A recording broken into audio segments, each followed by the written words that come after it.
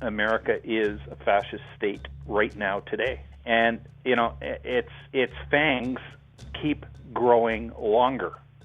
And its regard for humanity and for civil liberties and for its population continues in its downward spiral. And this is not a good situation for rank-and-file Americans, and it's a very, very sad show for the world at large.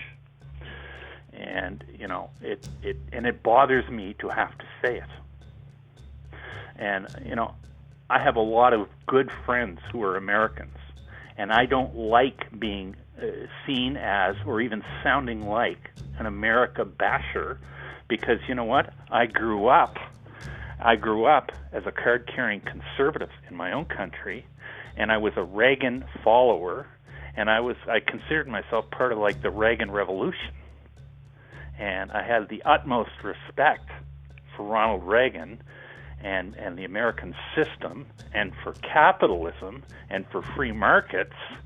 And what I've seen America devolve into in front of my eyes makes me want to throw up.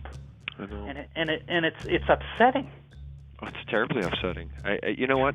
What I like to tell people, Rob, when they attack anybody for being an America basher, or, let's say you're going to criticize the government of Israel and Benjamin Netanyahu, people may say, you're a Jew basher, you hate Jews. And I always say, no, I have nothing against the Jewish people. My problem is with some of the choices that the Israeli government has made. My problem with America is not with the American fabric, it's with the American government. It's with the loss of the Constitution. It's with the betrayal of who we are as a people. It's corrupt people that have infected and basically seized the reins of power in your country. As it is in Israel, it's a group, it's a gaggle of corrupt people who are running the show. And it's a bloody shame.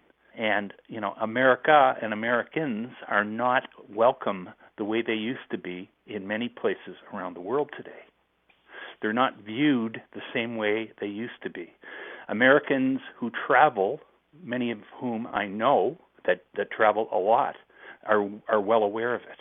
And, Americans should care about that. Rank-and-file Americans should care about that. Because what these criminal elements that have seized control in America, they're doing it in the name of good people, and good people should care about that. I know. There's just so much willful ignorance, though, Rob, and it gets back to this re-election of Barack Obama. A lot of the folks that had been interviewed, and even some of these went out over ABC News on the night of the election, they couldn't really articulate why they voted for him. I mean, it was really ignorant, fuzzy stuff like, I like his stance on health care. I like his stance on women's issues. I like his foreign policy. If you're paying attention at all, you can't possibly like his foreign policy because he hasn't done anything he said, and he's betrayed the Constitution at every turn and the Bill of Rights by signing the NDAA on New Year's Eve. So you can't possibly. So that's the problem, Rob, is nobody in this country is really paying attention, and those of us who are rightfully outraged. But as we saw with the way Ron Paul was treated at the RNC in Tampa, there's no recourse. Yeah. Well, I mean, the reality is, if American politics had any backbone or had any truth, Ron Paul, in all likelihood, would have won the Republican nomination. Well, I know, and I'm glad we're talking about this because I wanted to address this because the latest talking point now since Romney lost, the latest talking point from the mainstream Mockingbird media has been, is the GOP demographic too old? Is it too stodgy? And it's such a lie because what had happened was, all of the young people from all different walks of life and different races who know about liberty and who loved Ron Paul because of what he was saying, not because of the way he looked, wanted to work within the system. They wanted him to be the Republican nominee. So there were millions of young people very fired up. And so for now, this criminal media to say, oh, is the GOP stodgy and outdated? Is the demographic filled with nothing but old people? Well, yeah, that's because they turned their back on the millions of people that supported Ron Paul and tried to work within this system.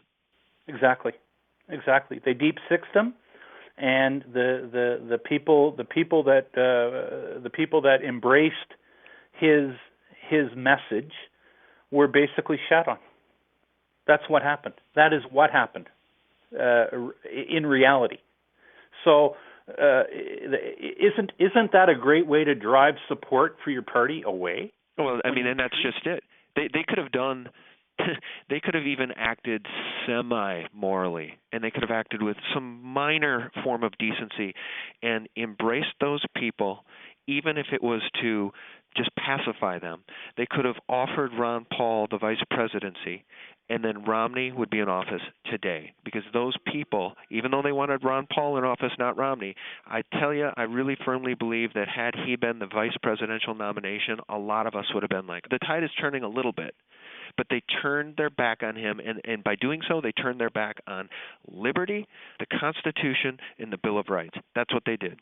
Well, the Constitution and the Bill of Rights in America are historical documents because they really don't pertain to anything that's currently occurring in the United States of America. Quite frankly, what I see happening in America gives me grave concern for what's likely to come here in Canada as well. And quite frankly, from where I sit, all I really want, I just want my old neighbor back. And that's all I want. I want my old neighbor back, the one that I grew up respecting and enjoying, and was happy to live beside. And that's what I'd like to see. But yeah. It seems like we have some tough slogging before that ever is likely to happen. Yeah, I know. There's only one way for this to go, and that's for it to get uglier before it ever gets better. And I had a lot of my personal eggs in the Ron Paul basket. I mean, I really felt like that was our last best chance to turn this thing around without hitting total tyranny and total fascism. And, I mean, talking the end of America, which is what so many people are now talking about, and it scares the hell out of me because I don't think this can be saved. Well, many people are doing more than speaking or just talking about it, because I know a lot of people who've actually who've moved, and a number of writers that I'm quite familiar with have done that already. Because what's occurring in America today has occurred in other countries in the past, and this is a road that's been traveled many times. And at different places or in different countries around the world, and it never ends pretty, and that's just a shame. And it's maybe never happened quite on this scale before, because I don't think we've ever seen a country with the military capability that America possesses currently. I don't think we've ever seen a country go off the rails the way America's doing currently that was in that sort of a or that robustly endowed militarily, and that gives the whole world good reason to be very concerned.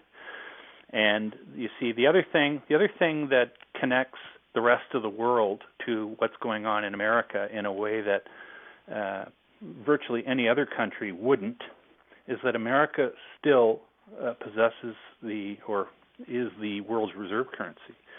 So, any other country in the world, their own sovereign currency is only an expression of, or a derivative of, the U.S. dollar.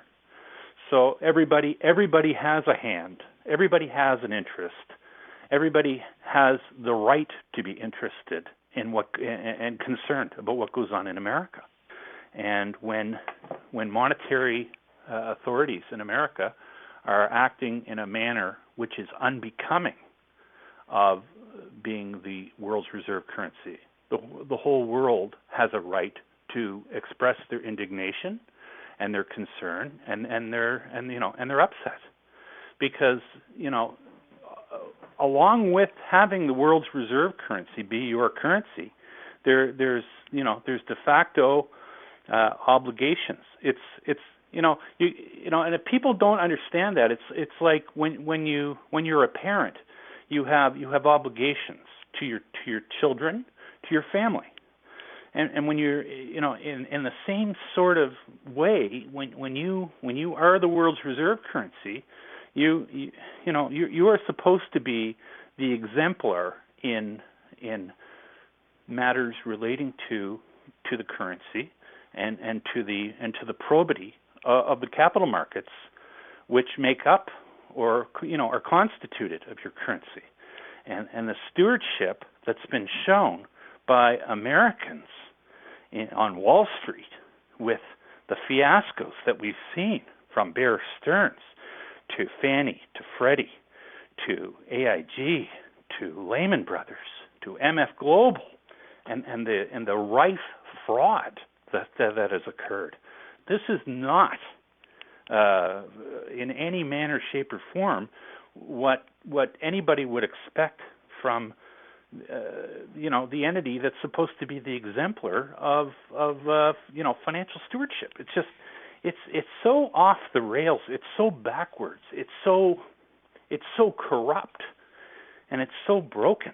Yeah, it's so Orwellian, too. And I just want to circle back to something you said. Basically, you were saying that we've seen this happen before. It's written in the pages of history. What's going on in America right now has happened before. And it sounds trite to say, right?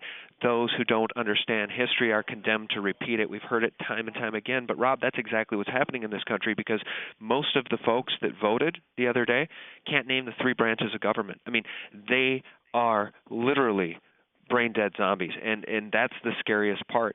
Now, based on all this criminality that you just cited again here, I think let's come full circle and let's end with this DTCC thing, because what do you think the worst-case scenario would be if they've laid the foundation to make any claim they want now in the future in regards to securities held with your broker or whatever? If they're in charge of settling the trades at the end of every day, what's the worst-case scenario? What have they set themselves up to say in the next economic collapse? Here's what I'm going to suggest to you. If this whole issue regarding the DTCC and the original article that suggested that there could be some soggy or some wet certificates somewhere, and implying that there could be loss, I'm going to make this general prediction. If indeed this thing gains any legs, and if there's any speaking out that there is any kind of a loss, I'm going to suggest to you that any loss that's talked about or tabled is going to be precious metal centric.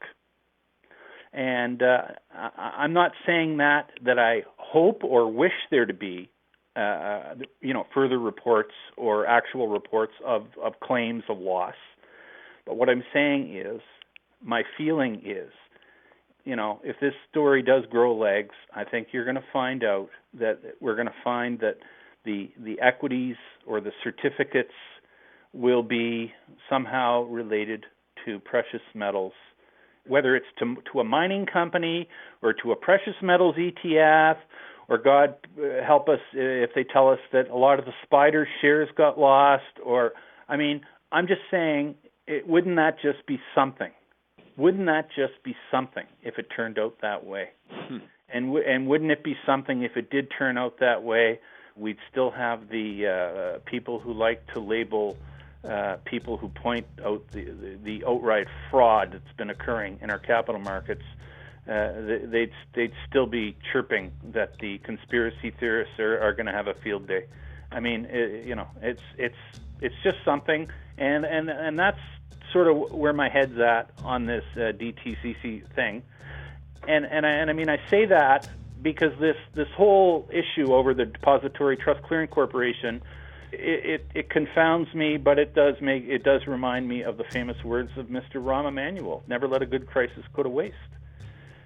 Because anytime there is a crisis, it's a good chance to do things that you figured you could never do before. Well, Rob, we sure do appreciate your time. It sounds trite to even say that. We appreciate your time. I'm really grateful for your time. One of your fans has written on your website, you're the Johnny Rotten of economics. Keep it up. Guys, you can check out Rob's work at Kirby Analytics. He's the guy behind the Kirby Analytics newsletter. Rob, do you want to tell anybody about Kirby Analytics, how to sign up for your newsletter? No, it's on the site, kirbyanalytics.com. Yeah, so visit it and check it out, guys. Sign up. Come on. We got to support the people that are telling the truth and are there for us when the chips are down. And Rob Kirby, you're definitely one of those guys. Thanks for your time. We sure do appreciate it. Anytime, Sean. All right, we'll talk to you soon, my friend. Cheers. Well, that's it, guys. Thanks for tuning in. And visit sgtreport.com for all the latest. Good night.